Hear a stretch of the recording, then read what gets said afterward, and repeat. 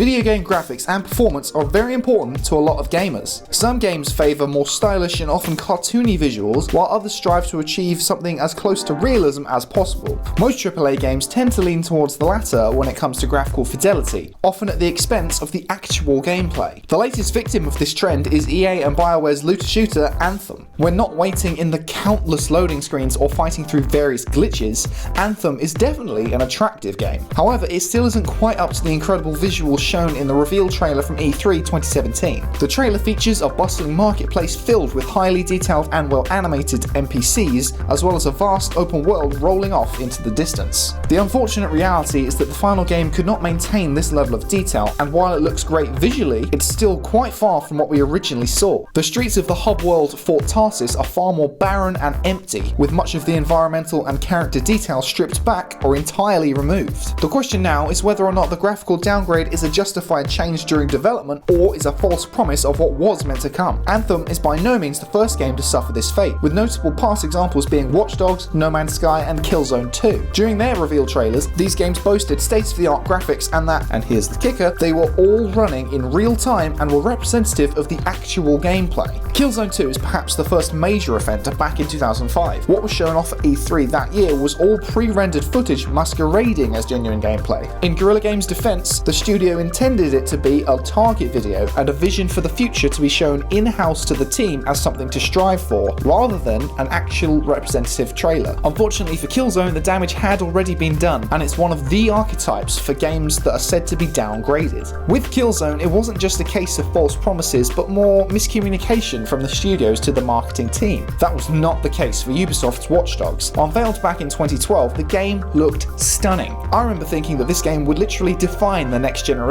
How wrong I and so many others were. Wrong, wrong, wrong, wrong. Wrong, wrong, wrong, wrong. While what was shown was actual gameplay, the game suffered massive graphical and performance downgrades. One thing in particular that stuck out to me was the incredibly realistic weather effects, from raindrops hitting the environment and changing the way light behaved, to the way the character's coat rippled and responded to changes in the wind. When released, this was all massively dialed back to the point where it didn't look bad, but was nothing of note. If the original trailer hadn't looked so stunning, the full game would have been perfectly passable, when it comes to visuals at least. When talking about No Man's Sky, it would be easier to list off things which were shown in the trailers that actually were in the game at launch. That's a game that is frequently featured in lists of the most disappointing games. What a disappointment you are. While many features and improvements have been added post-launch, the game's initial trailers and lies told by some of the developers have left a huge dent in No Man's Sky's legacy. With so many cases of these downgrades, players often jump on upcoming games that may not have actually suffered them. Insomniac's excellent Spider-Man on PS4 was the subject of an entirely fabricated controversy known as Puddlegate. Fans thought that because a puddle was removed from an E3 trailer that the game was downgraded. This was bolstered by some viewers thinking that the suit itself looked less detailed. Digital Foundry ultimately debunked this theory, stating that the game was actually upgraded in a lot of respects. Many of the issues viewers had were actually artistic changes, with the suit being altered to be less shiny, allowing for more detail and clarity. Look at the specular highlights here across his head.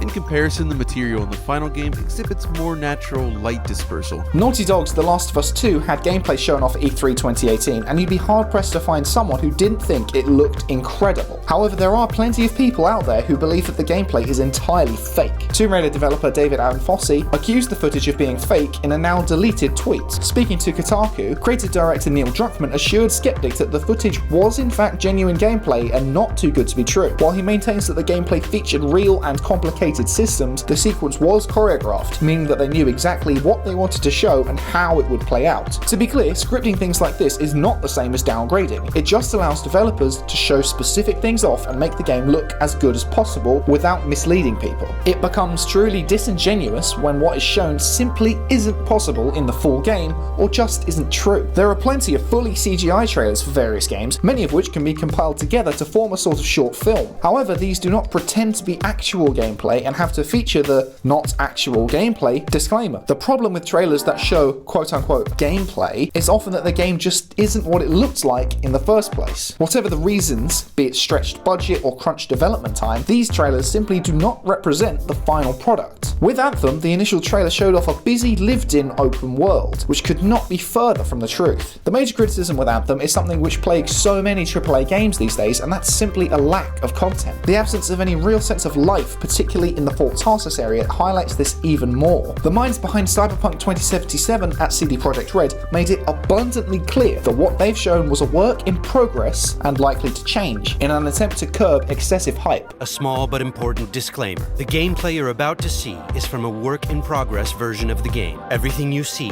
is potentially subject to change. This likely comes in the wake of their own struggles with downgrading surrounding The Witcher 3. Leonard Boyarsky and Tim Kaine over at Obsidian have been doing the same when talking about their upcoming game, The Outer Worlds. They are making sure to set players' expectations so the hype doesn't get out of control. I hope that people aren't overhyping it.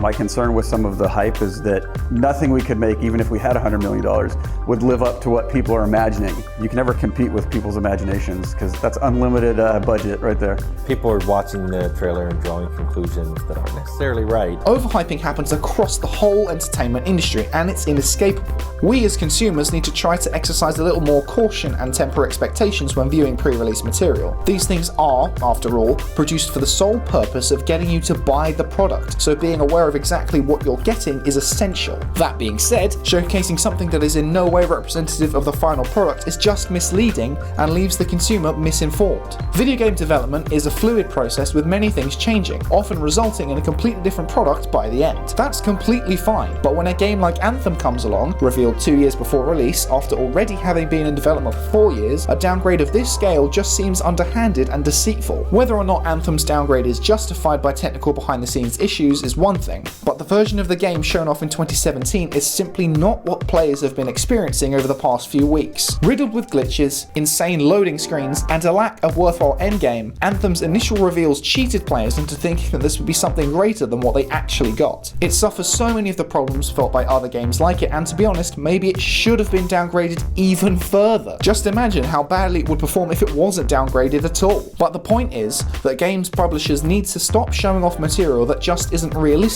or possible on current systems. Downgrades are at best an unfortunate developmental expense, but at worst are outright lies to consumers. However, some responsibility does fall to us as players to take everything we see from publishers with a hefty pinch of salt, but also not to jump on the downgrade bandwagon without sufficient evidence. Anthem will most likely get better over time, but that's no excuse for how the game stands right now. If you're having fun with it, that's awesome. The flying and traversal are genuinely stellar, and the world does look beautiful, albeit empty. But if you're not, then you're stuck waiting for the content to be added that should have been in the game in the first place. I might pick the game up in a year's time when it's got some more meat to it and is up much lower in price. At least I won't be waiting for years in the damn loading screens. But anyway, that's just what I think about these video game downgrades. I've said downgrades so many times, I'm not even sure if it's a word anymore. But what do you guys think? Are downgrades just part of video game development as things change and get cut out, or are they more misleading bullshit from the AAA gaming industry? If you like our content and want to support the channel, please consider donating over at Patreon at patreon.com/prettygoodgaming. I've been Henry, this has been Pretty Good Gaming. Catch you next time, bye for now.